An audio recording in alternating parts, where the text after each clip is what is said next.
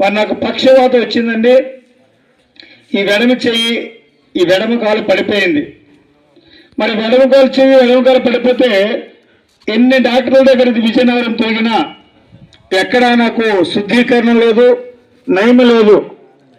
మరి మధ్యలో మరి దేవుని కృప, మరి ఇక్కడ ఉంటున్న దైవశాలలో మరి నా హాస్పిటల్కి వస్తుండగా ఎన్నో హాస్పిటల్ తిరిగాను. చివరికి వెళ్ళిపోతున్నాను. చివరికి ఇక్కడ మధ్య దైవశాలలో ఆంధ్రేయ పాస్టర్ గారు ఉన్నారు.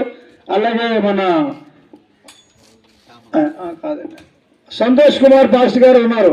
ఈ వార్త ఎవరు చెప్పారో అయితే నాకు తెలియదు, కానీ వారిద్దరూ వచ్చి వెంటనే నాకు ప్రార్థన చేయడం జరిగింది. ప్రార్థన చేసిన అనంతరమే ఒక్క పావుగంటలోనే దేవుడు సజీవంగా నన్ను కూర్చొని పెట్టారండి.